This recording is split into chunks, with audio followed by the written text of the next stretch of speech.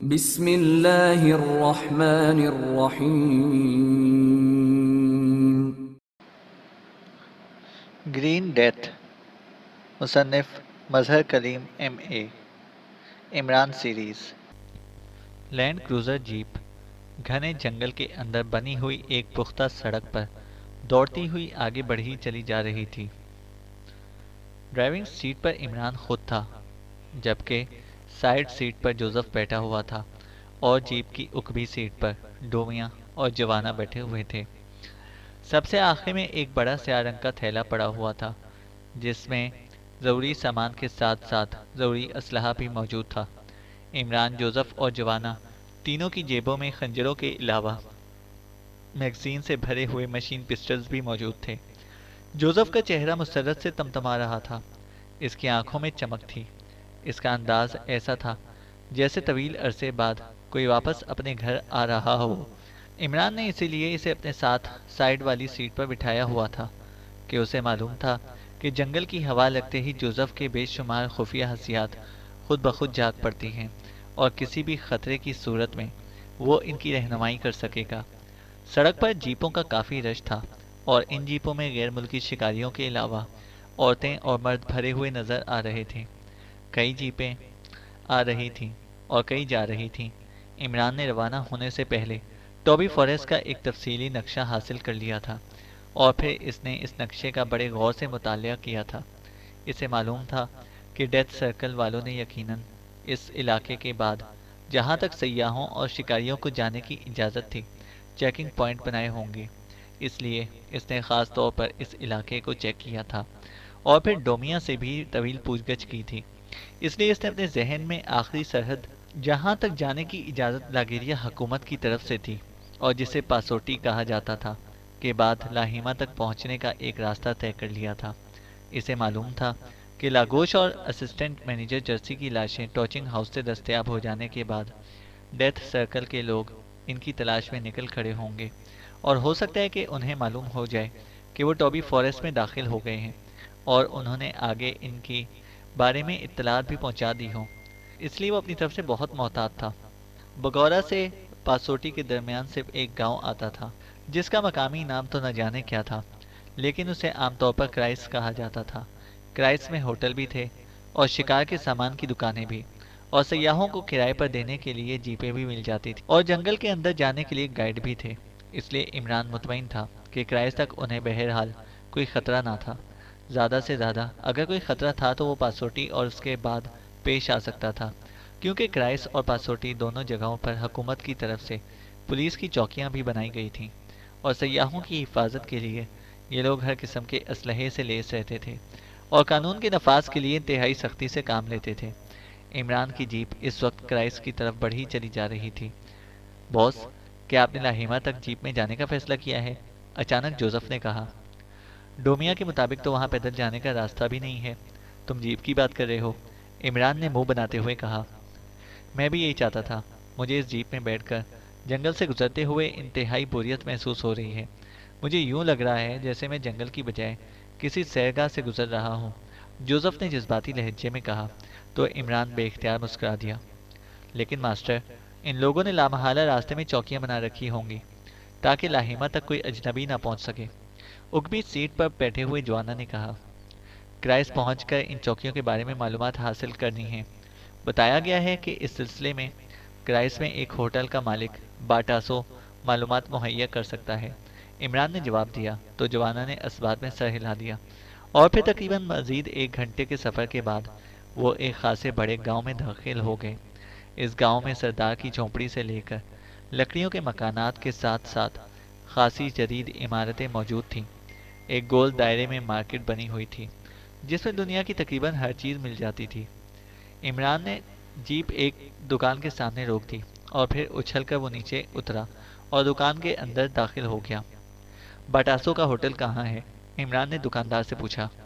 وہ مشرق کی طرف سب سے آخر میں ہے، اس کے اوپر باساٹو ہوٹل کا بورڈ بھی موجود ہے، لیکن جناب یہاں اب تو اس سے اچھے ہوٹل بھی بن گئے ہیں۔ البتہ یہ بات ضروری ہے کہ باٹاسو کا ہوٹل سب سے پرانا ہے اور اب بھی وہاں قدیم قبائلی انداز کا کھانا پکتا ہے اور اسی قدیم قبائلی انداز میں صرف کیا جاتا ہے۔ دکاندار نے جواب دیتے ہوئے کہا۔ وہ شاید باتونی آدمی تھا، اس لیے اس نے خود ہی تفصیل بتانی شروع کر دی۔ اسی خوبی کی وجہ سے تو اس کی شہرت پورے لاگیریا میں ہے، عمران نے مسکراتے ہوئے کہا۔ ہاں، اس کی شہرت واقعی بہت دور دور تک ہے۔ کیا آپ پہلی بار آئے ہیں؟ دکاندار نے پوچھا۔ وہ چونکے فارغ بیٹھا ہوا تھا، اس کے پاس کوئی گاہک نہ تھا، جبکہ دکان میں اسی جنگل سے ملنے والی جڑی بوٹیاں بھری ہوئی تھیں۔ شاید سیاح ان جڑی بوٹیوں کو لے جاتے ہوں گے۔ اس وقت یہ چونکہ فارغ تھا، اس لیے وہ مسلسل باتیں کیے چلا جا رہا تھا۔ ہاں، کیوں؟ عمران نے مسکراتے ہوئے پوچھا۔ عمران اس وقت ایکڈیمین میک اپ میں تھا۔ اس لیے کہہ رہا ہوں کہ آپ صرف باٹاسوں کی شہرت کے خیال میں ہی نہ رہیں۔ وہ حد درجے شاطر اور خطرناک آدمی ہے۔ سنا ہے کہ بگورا شہر کے جرائم پیشہ لوگوں سے بھی اس کے قریبی تعلقات ہیں، اس لیے وہ کہیں آپ کو چکر دے کر لوٹ نہ لے۔ آپ کو محتاط رہنا چاہیے اور میرا نام بھی نہ بتانا، ایسا نہ ہو کہ وہ مجھے بھی گولی مار دے، دکاندار نے کہا۔ آپ بے فکر رہیں، عمران نے کہا اور مڑ کر واپس جیپ کی طرف بڑھنے لگا۔ اس کے ساتھی جیپ کے اندر ہی رہے تھے۔ عمران ڈرائیونگ سیٹ پر بیٹھا اور اس نے جیپ آگے بڑھا دی، اور پھر تھوڑی دیر بعد وہ باٹاسو کے ہوٹل کے سامنے پہنچ چکا تھا۔ یہ پرانی طرز تعمیر کا بنا ہوا لکڑی کا بڑا سا کینٹین نما ہوٹل تھا۔ ایک طرف کاؤنٹر تھا جس کے پیچھے ایک ادھیڑ عمر آدمی اسٹول پر بیٹھا ہوا تھا۔ اس کے چہرے کے نقوش بتا رہے تھے کہ وہ واقعی جرائم کی دنیا سے وابستہ رہا ہے۔ وہ تھا تو مقامی آدمی، لیکن بہرحال ٹوبی نہ تھا۔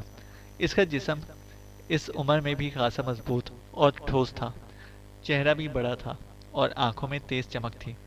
تم یہیں رکو گے؟ صرف جوانا میرے ساتھ آئے گا، عمران نے جوزف اور ڈومیا سے کہا، اور پھر جیپ سے نیچے اترا۔ اگبی طرف سے جوانا بھی نیچے اتر آیا، اور پھر وہ دونوں آگے پیچھے چلتے ہوئے ہوٹل میں داخل ہوئے۔ بڑے سے ہال میں زمین پر گھاس بچھی ہوئی تھی، جس پر جگہ جگہ کسی جانور کی کھال کے بنے ہوئے دسترخوان بچھے ہوئے تھے، اور ان دسترخوانوں کے گرد کئی عورتیں اور مرد بیٹھے جانوروں کی کھوپڑیوں سے بنے ہوئے پیالوں میں نارنجی رنگ کا سوپ پینے میں مصروف تھے۔ وہ سب کے سب ایکڈیمی تھے، اور ان کے چہروں کو دیکھ کر ایسے لگتا تھا جیسے وہ واقعی اپنے آپ کو ہزاروں سال پہلے کے ماحول میں محسوس کر رہے ہوں۔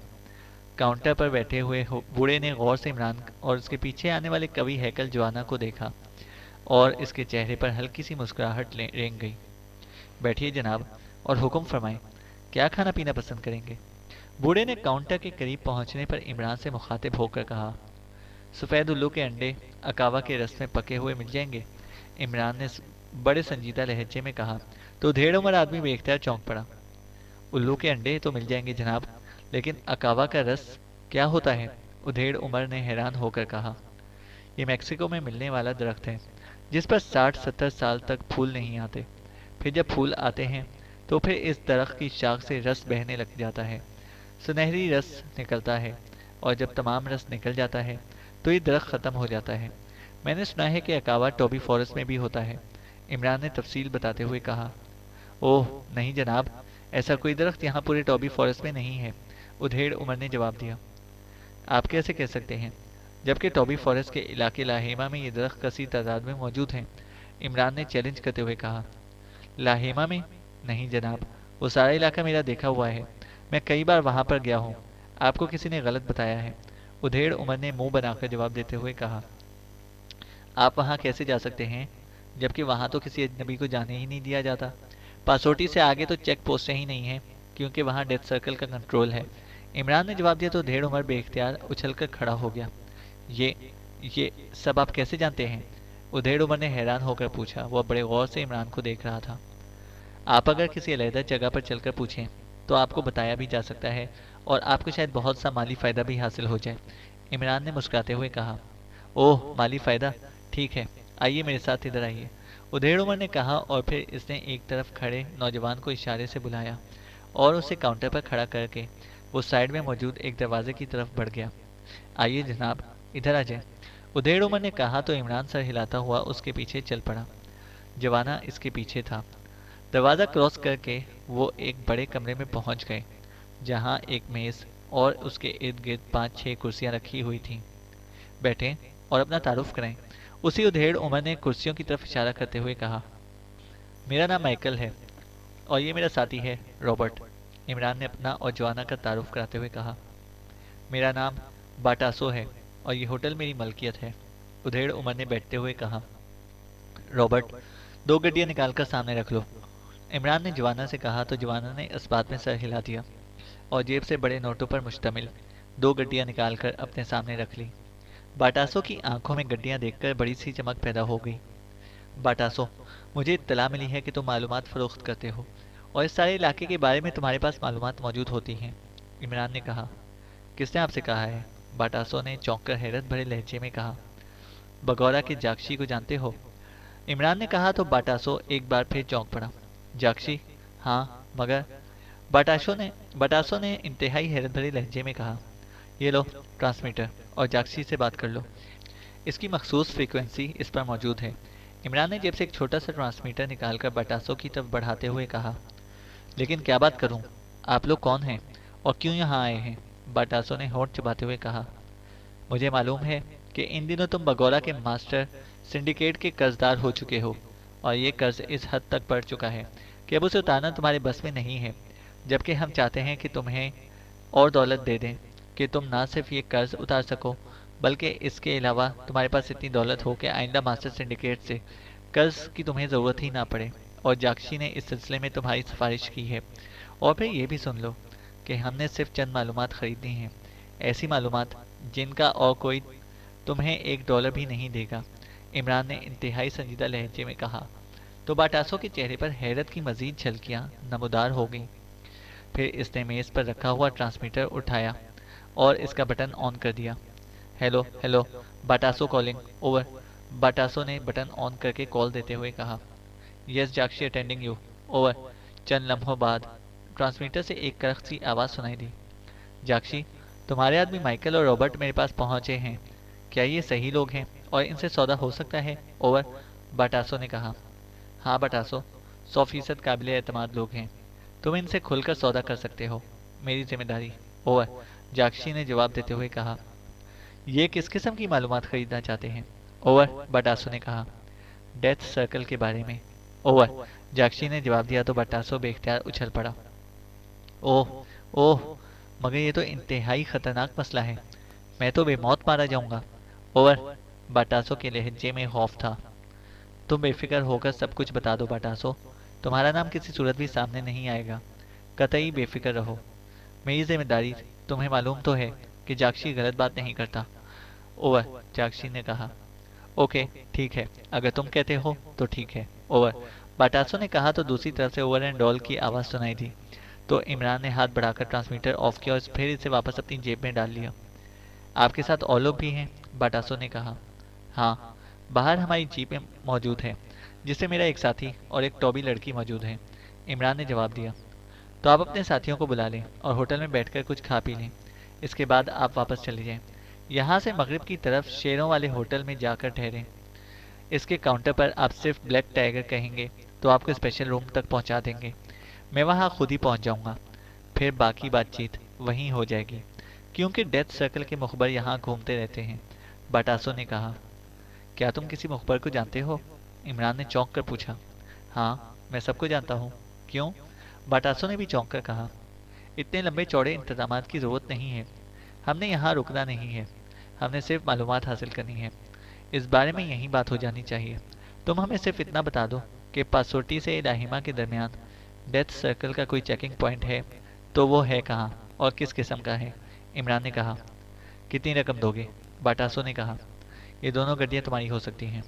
इमरान ने जवाना के सामने पड़ी गड्डियों की तरफ इशारा करते हुए कहा, इनमें 2 गड्डियाँ और शामिल कर दो तो मैं तुम्हें ऐसी मालूमात मुहैया कर सकता हूँ जिसका शायद तुम्हें ख्याल तक ना हो। बाटासो ने कहा, ठीक है, मिल जाएंगी। इमरान ने कहा, दूसरी शर्त यह कि मेरा नाम सामने नहीं आएगा। बाटासो ने कहा, जाक्शी तुम्हें जमानत दे चुका है। इमरान ने जवाब दिया, सुनो, पहले पासोटी में ही चेकिंग स्पॉट था, इसका इंचार्ज सांचे है, लेकिन फिर सांचे को इसके मास्टर चीफ ने इत्तला दी कि पाकिस्तानी एजेंट और कोई कर्नल फरीदी लाहिमा रवाना हो चुके हैं और उन्हें किसी सूरत भी लाहिमा नहीं पहुंचना चाहिए। तो सांचे ने चेकिंग स्पॉट पासोटी से 4 किलोमीटर दूर लाहिमा की तरफ शिफ्ट कर लिया है। लाहिमा जाने के लिए वहां से गुजरना ज़रूरी है, इसके बगैर किसी सूरत भी लाहिमा नहीं जाया जा सकता। बाटासो ने कहा, وہاں کتنے آدمی ہیں اور کیا کیا سامان ہے؟ عمران نے پوچھا۔ 20 مسلح اور انتہائی تربیت یافتہ افراد ہیں۔ جدید اسلحہ، میزائل گنیں، ایئر کرافٹ اور 2 تیز رفتار ہیلی کاپٹر اور ایک گن شپ ہیلی کاپٹر ہے۔ ان لوگوں نے 20 کلومیٹر کے دائرے میں ہر درخت اور ہر جھاڑی میں جدید آلات نصب کر رکھے ہیں، جہاں سے گزرنے والے خرگوش اور آسمان پر اڑنے والی مکھی تک کی وہ تصویر اپنے اڈے میں بیٹھ کر چیک کر سکتے ہیں، اور درختوں میں خفیہ اور جدید گنیں فٹ ہیں۔ وہ وہاں بیٹھے بیٹھے صرف بٹن دبا کر سب کو تباہ کر سکتے ہیں، اور پاسوٹی سے باہر نکلتے ہی سب کچھ ان کی چیکنگ میں آ جاتا ہے۔ باٹاسو نے کہا۔ تمہیں اس قدر تفصیل کا علم کیسے ہے؟ عمران نے پوچھا۔ سانچے میرا گہرا دوست ہے، اور اب تم سے کیا چھپانا، اس کے لیے عیاشی کا سامان مہیا کرتا ہوں۔ اب بھی کبھی کبھی وہ خاموشی سے میرے پاس آ جاتا ہے، باٹاسو نے جواب دیتے ہوئے کہا۔ سانچے کا قد و قامت اور حلیہ کیا ہے؟ عمران نے پوچھا تو باٹاسو نے اسے حلیے اور قد و قامت کی تفصیل بتا دی، تو عمران سمجھ گیا کہ وہ خود سانچے کا کردار ادا کر سکتا تھا۔ اس سانچے کو کیا یہاں بلایا جا سکتا ہے؟ عمران نے پوچھا۔ نہیں، وہ اپنی مرضی کا مالک ہے، اور میرا اس سے کوئی رابطہ نہیں ہے، باٹاسو نے جواب دیا۔ اس کے مخبر کے پاس رابطے کا کوئی ذریعہ ہوگا؟ عمران نے کہا۔ ظاہر ہے وہ اسے رپورٹ دیتا ہوگا، باٹاسو نے جواب دیتے ہوئے کہا۔ وہ یہاں کس لیے آتا ہے؟ عمران نے پوچھا۔ بتایا تو ہے کہ عیاشی کرنے، باٹاسو نے جواب دیا۔ کس قسم کی عیاشی کرنے، جس کے لیے اسے خاص طور پر تمہارے پاس آنا پڑتا ہے؟ عمران نے کہا تو باٹاسو بے اختیار ہنس پڑا۔ میں ایک خاص قسم کا مشروب تیار کرتا ہوں، جو انتہائی نایاب جڑی بوٹیوں کا مرکب ہوتا ہے، اور اس پر بے حد محنت ہوتی ہے۔ اس مشروب کو پینے کے لیے اسے یہاں آنا پڑتا ہے، اور اس کے بعد تم خود سمجھ سکتے ہو کہ وہ کیا کرتا ہوگا، باٹاسو نے مسکراتے ہوئے کہا، تو عمران نے اسبات میں سر ہلا دیا۔ کیا نام ہے اس مشروب کا؟ عمران نے پوچھا۔ میں اسے پامیری مشروب کہتا ہوں، کیونکہ اس میں پامیری بوٹی کا عرق شامل کیا جاتا ہے، باٹاسو نے جواب دیا۔ تم یہ مشروب کتنی دیر میں تیار کر لیتے ہو؟ عمران نے پوچھا۔ 3 دن لگتے ہیں، وہ مجھ سے 3 دن پہلے فرمائش کر دیتا ہے، اور میں اس کی تیاری شروع کر دیتا ہوں، پھر تیسرے روز وہ آ جاتا ہے، باٹاسو نے جواب دیتے ہوئے کہا۔ کیا یہ مشروب تم اس کے لیے تیار کرتے ہو یا کسی اور کے لیے بھی تیار کرتے ہو؟ عمران نے کہا۔ بگورا سے بھی اکثر فرمائشیں آ جاتی ہیں، اور میں اسے تیار کر کے وہاں بھجوا دیتا ہوں، اس کا معاوضہ مجھے ملتا ہے، باٹاسو نے کہا۔ یہ مشروب کتنے روز تک خراب نہیں ہوتا؟ عمران نے پوچھا۔ تیار ہونے سے 6 گھنٹے کے اندر اندر اسے استعمال کرنا پڑتا ہے، پھر اس میں بو پیدا ہو جاتی ہے اور یہ خراب ہو جاتا ہے۔ لیکن تم یہ سب باتیں کیوں پوچھ رہے ہو؟ باٹاسو نے کہا۔ کیا ایسا ہو سکتا ہے تم اس کے کسی مخبر کے ذریعے اسے اطلاع بھجواؤ کہ تم نے بگورا کی کسی پارٹی کے لیے مشروب تیار کیا ہے، اس کی کچھ مقدار بچا لی ہے، اور اگر سانچے چاہے تو یہ استعمال کر سکتا ہے؟ عمران نے کہا۔ ہاں، اگر ایسا ہو تو وہ فوراً آ جائے گا، وہ واقعی اس مشروب کا دیوانہ ہے، لیکن میرے پاس تو مشروب نہیں ہے، باٹاسو نے جواب دیا۔ جوانا، باٹاسو کو 4 کی بجائے 6 گڈیاں دے دو۔ عمران نے اس بار خاموش بیٹھے ہوئے جوانا سے مخاطب ہو کر کہا، تو جوانا نے کوٹ کی مختلف جیبوں سے 4 بڑے نوٹوں کی گڈیاں نکالی اور سامنے رکھی ہوئی 2 بڑی گڈیوں کے ساتھ ملا کر باٹاسو کی طرف بڑھا دی۔ باٹاسو نے جھپٹ کر گڈیاں لی، اس کے چہرے پر بے پناہ مسرت کے آثار ابھر آئے تھے۔ سنو باٹاسو، تم نے مخبر کو یہاں بلانا ہے اور اس کے ذریعے سانچے کو اطلاع دینی ہے کہ وہ فوراً یہاں پہنچ جائے، کیونکہ مشروب تیار ہے، اس کے بعد تمہارا کام ختم۔ عمران نے کہا تو باٹاسو چونک پڑا۔ یہ کیسے ہو سکتا ہے؟ باٹاسو نے کہا۔ جوانا، 4 گڈیاں واپس لے لو، عمران نے کہا تو جوانا نے گڈیوں کی طرف ہاتھ بڑھایا۔ مگر تم چاہتے کیا ہو؟ وہ آ تو جائے گا، لیکن پھر کیا ہوگا؟ باٹاسو نے گڑبڑاتے ہوئے انداز میں کہا۔ کچھ نہیں ہوگا، تم اسے کہہ دینا کہ مشروب گر کر ضائع ہو گیا ہے۔ کیا وہ تمہیں کھا جائے گا؟ 4 گڈیوں کے بدلے یہ سودا مہنگا ہے کیا؟ عمران نے منہ بناتے ہوئے کہا۔ ٹھیک ہے، تم بے فکر رہو، تم میری رہائش گاہ میں چلو، میں اسے بلا لیتا ہوں، باٹاسو نے کہا۔ میرے آدمی وہاں جائیں گے، میں تمہارے ساتھ رہوں گا۔ تم سانچے کے مخبر کو کہہ سکتے ہو کہ میں بگورا سے مشروب لینے آیا ہوں، اور جاکشی کا نام لے دینا۔ عمران نے کہا تو باٹاسو نے اس بات میں سر ہلا دیا۔ تم اپنے گھر کا پتہ بتاؤ، یا اپنا کوئی آدمی میرے آدمیوں کے ساتھ بھیج دو، اور جوانا، تم جیپ لے کر اس کے آدمی کے ساتھ چلے جاؤ، اور جب تک میں اطلاع نہ دوں تو انہیں وہاں سے باہر نہیں آنا۔ عمران نے کہا تو جوانا نے اس بات میں سر ہلا دیا اور اٹھ کھڑا ہوا۔ آؤ میرے ساتھ، میں اپنا آدمی تمہارے ساتھ بھجوا دوں، اور اس مخبر کو بھی بلانے کے لیے آدمی بھجوا دوں، باٹاسو نے کہا اور دروازے کی طرف بڑھ گیا۔ جوانا اس کے پیچھے چلا گیا جبکہ عمران کمرے میں اکیلا بیٹھا رہ گیا۔ پھر باٹاسو کی واپسی تقریباً آدھے گھنٹے کے بعد ہوئی۔ اس کا مخبر ابھی آ جائے گا۔ یہاں سے قریب ایک ہوٹل میں کام کرتا ہے، اس کا نام جیری ہے، لیکن تم اس کے سامنے کوئی بات نہ کرنا۔ باٹاسو نے کہا، تم فکر نہ کرو، میں کچھ نہیں کہوں گا، لیکن تم نے سانچے کے ساتھ میرے سامنے بات کرنی ہے۔ عمران نے کہا، وہ میں کر لوں گا، باٹاسو نے جواب دیا، اور عمران نے اس بات میں سر ہلا دیا۔ پھر تھوڑی دیر بعد دروازہ کھلا اور ایک اکریمی نوجوان اندر داخل ہوا، لیکن کمرے میں عمران کو دیکھ کر بے اختیار چونک پڑا۔ آؤ جیری بیٹھو، ان کا نام مائیکل ہے اور یہ بگورا شہر کے جاکشی کے خاص آدمی ہیں، اور مائیکل یہ جیری ہے، میرے دوست سانچے کا خاص آدمی۔ باٹاسو نے عمران اور جیری کا باہمی تعارف کراتے ہوئے کہا تو جیری کے چہرے پر قدر اطمینان کے تاثرات ابھر آئے اور وہ ایک خالی کرسی پر بیٹھ گیا۔ جیری، تمہیں تو معلوم ہے کہ میرا دوست اور تمہارا باس سانچے میرے پاس ایک خاص مشروب پینے کے لیے آتا ہے۔ یہ مشروب بڑی محنت سے تیار ہوتا ہے۔ جاکشی نے اپنے لیے مشروب تیار کرایا تو میں نے اس کی مانگ سے کچھ زیادہ مشروب تیار کر لیا اور جاکشی کو بتا دیا کہ یہ زیادہ مشروب میں نے اپنے دوست سانچے کے لیے تیار کیا ہے اور اسے اس پر کوئی اعتراض نہیں ہونا چاہیے۔ تو جاکشی نے کہا کہ سانچے کی حد تک تو ٹھیک ہے، لیکن کسی اور کے لیے یہ نہیں ہونا چاہیے، جس پر میں نے اسے یقین دلایا کہ میں اس کے آدمی مائیکل کے سامنے سانچے سے بات کر کے اسے مشروب کے لیے دعوت دوں گا۔ اس لیے مائیکل کے سامنے میں نے تمہیں بلایا ہے تاکہ تمہارے ٹرانسمیٹر پر میں سانچے سے بات کر کے اسے مشروب کی دعوت دوں تاکہ جاکشی کو بھی تسلی ہو جائے۔ باٹاسو نے واقعی بڑی مہارت سے بات کرتے ہوئے کہا، لیکن باس، سانچے نے سختی سے حکم دے رکھا ہے کہ بغیر کسی اشد ضرورت کے ان سے رابطہ نہ کیا جائے۔ جیری نے ہچکچاتے ہوئے کہا، تمہارے باس سانچے کے لیے اس مشروب سے زیادہ اشد ضرورت اور کوئی ہو ہی نہیں سکتی۔ تم بے فکر رہو، میری ذمہ داری کے سانچے تم سے ناراض نہ ہوگا۔ باٹاسو نے کہا، کیا تم ذمہ داری لیتے ہو؟ جیری نے نیم رضامند ہوتے ہوئے کہا، ہاں، ہر قسم کی ذمہ داری لیتا ہوں۔ باٹاسو نے فوراً ہی بااعتماد لہجے میں کہا تو جیری نے کوٹ کی اندرونی جیب سے ایک چپٹا سا لیکن انتہائی جدید ساخت کا ٹرانسمیٹر نکال لیا۔ یہ فکس فریکوینسی کا ٹرانسمیٹر تھا۔ اس نے اس کا بٹن پریس کر دیا۔ Hello hello, Jerry calling from Christ Point, over. Jerry نے بار بار کال دیتے ہوئے کہا، yes Sanche attending you, over.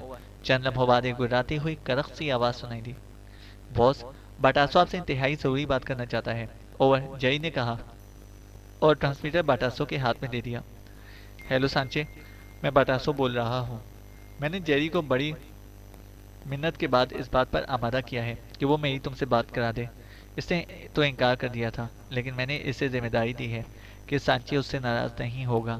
اصل بات یہ ہے کہ بغورا کے جاکشی نے مجھ سے تمہارے والا مشروب تیار کرایا تھا۔ چونکہ تم میرے دوست ہو، اس لیے میں نے جاکشی سے کہہ دیا کہ میں اپنے دوست سانچے کے لیے بھی یہ مشروب ساتھ ہی تیار کروں گا۔ اسے کوئی اعتراض نہیں ہونا چاہیے۔ اس نے کہا کہ اگر سانچے کے لیے تیار کرو گے تو اسے کوئی اعتراض نہ ہوگا، لیکن اگر کسی اور کے لیے تیار کیا گیا تو پھر اس کی توہین ہوگی۔ آج اس کا آدمی مائیکل یہ مشروب وصول کرنے آیا ہے، تو میں نے اس کے لیے جیری کو بلا کر تم سے بات کی ہے کہ ایک تو مائیکل کے سامنے تم سے بات ہو جائے تاکہ جاکشی کو اطمینان ہو جائے کہ میں نے واقعی اسے تمہارے لیے تیار کیا ہے، اور دوسرا تمہیں بھی اطلاع ہو جائے، ورنہ یہ خراب ہو جائے گا، اوور۔ باٹاسو نے ٹرانسمیٹر لے کر مسلسل بولتے ہوئے کہا، جیری نے کام تو انتہائی غلط کیا ہے اور اسے اس کی سزا بھی انتہائی بھیانک ملتی، لیکن تم نے مشروب کی بات کر کے میرے غصے کو ٹھنڈا کر دیا ہے۔ لیکن مسئلہ یہ ہے کہ ان دنوں ہنگامی حالات ہیں اور میں چیکنگ پوائنٹ نہیں چھوڑ سکتا، لیکن اس کے ساتھ ساتھ مشروب بھی نہیں چھوڑ سکتا۔ اب تم بتاؤ کہ میں کیا کروں؟ تم نے تو مجھے شدید الجھن میں ڈال دیا ہے، اوور۔ سانچے کی آواز سنائی دی تو جیری کے چہرے پر اس کی بات سن کر اطمینان کے تاثرات نمودار ہو گئے۔ تم ہیلی کاپٹر پر آ جاؤ، 1 گھنٹے کے لیے مشروب پی کر چلے جانا، اوور۔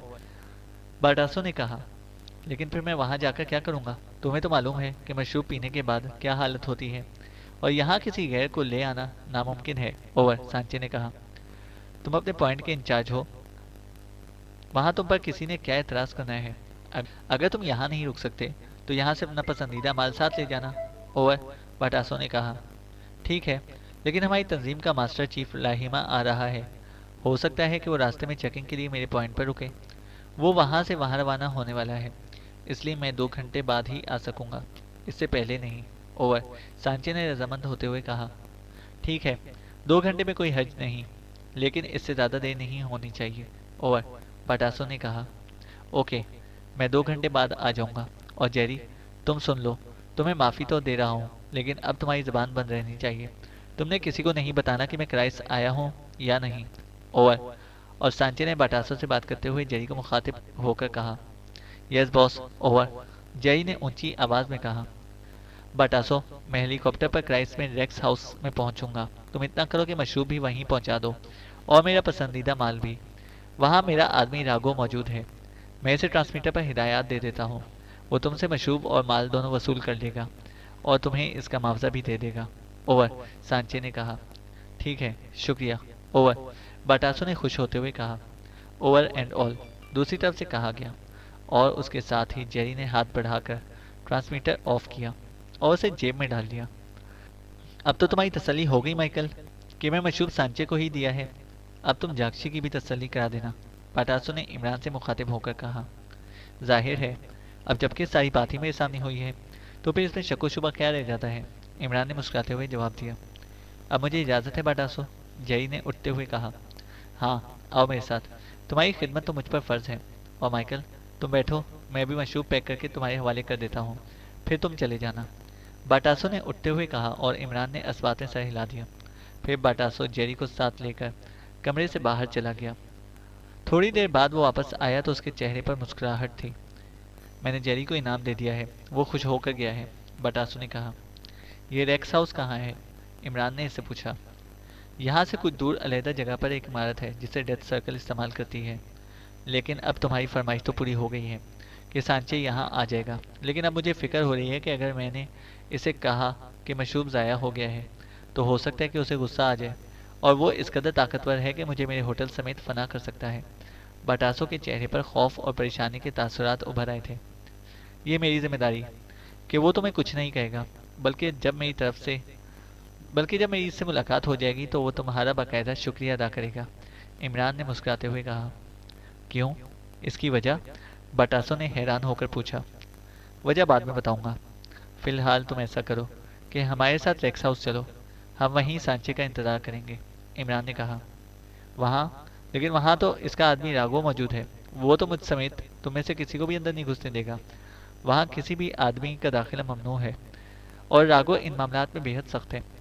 تم نے سنا نہیں کہ سانچے نے بھی یہی کہا ہے کہ میں مشروب اور اس کا پسندیدہ مال دے کر اس سے معاوضہ وصول کر لوں، اور بس، باٹاسو نے منہ بناتے ہوئے کہا۔ میرے ہوتے ہوئے تمہیں قطعی فکر مند ہونے کی ضرورت نہیں۔ راگو سے جب میں اپنا تعارف کراؤں گا تو وہ ہم سب کو خوشی خوشی خوش آمدید کہے گا۔ دراصل میں ڈیتھ سرکل کے خاص آدمیوں کے علاوہ اور کسی کے سامنے اپنی اصلیت ظاہر نہیں کرنا چاہتا، تمہارے سامنے بھی نہیں۔ یہ انتہائی خاص راز ہے۔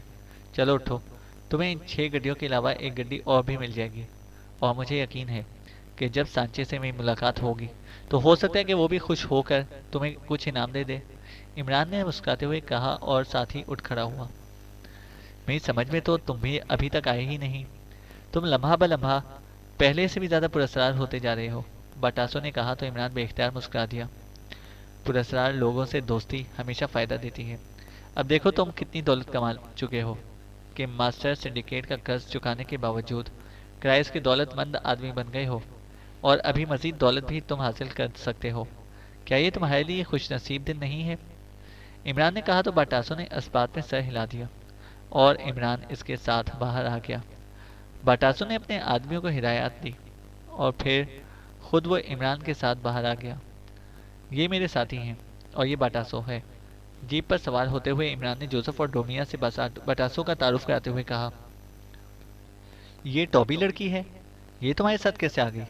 باٹاسو نے، جسے عمران نے اپنی سیٹ کے ساتھ والی سیٹ پر بٹھایا تھا جبکہ جوزف جس عقبی سیٹ پر چلا گیا تھا، انتہائی حیرت بھرے لہجے میں کہا۔ یہی تو وہ اصل راز ہے جس کا افشاں سانچے پر ہونا ہے، اور جس کی وجہ سے تمہیں بھی انعام ملنا ہے، عمران نے مسکراتے ہوئے کہا۔ اوہ اوہ، اچھا اچھا، اب میں سمجھ گیا، واقعی پھر تو انعام ملے ہی گا، باٹاسو نے بڑے شیطانی انداز میں کہکا لگاتے ہوئے کہا، اور عمران بے اختیار مسکرا دیا۔ تھوڑی دیر بعد ان کی جیپ گاؤں سے نکل کر مغرب کی طرف بڑھی چلی جا رہی تھی، اور پھر درختوں کے ایک جھنڈ کے درمیان لکڑی کی بنی ہوئی کافی بڑی عمارت سامنے آ گئی۔ اس وسیع و عریض عمارت کی ایک سائڈ درختوں سے باہر تھی، اور عمران سمجھ گیا کہ اس سائٹ پر ہیلی کاپٹر اتارا جاتا ہوگا۔ درمیان میں ایک بڑا سا گیٹ تھا۔ عمران نے جیپ گیٹ کے سامنے جا کر روکی تو باٹاسو تیزی سے جیپ سے نیچے اتر آیا۔ جوانا اور جوزف، تم دونوں نیچے میرے ساتھ آؤ گے۔ یہاں ایک آدمی راگو ہے، اسے اور اس باٹاسو دونوں کو بے ہوش کر کے ہم نے اس عمارت پر قبضہ کرنا ہے۔ عمران نے باٹاسو کے گیٹ کی طرف بڑھتے ہوئے جوزف اور جوانا سے کہا، اور پھر خود بھی نیچے اتر آیا۔ چینل کو سبسکرائب کریں اور بیل آئیکن کو پریس کریں تاکہ ہماری ہر اپڈیٹ آپ کو بر وقت مل سکے۔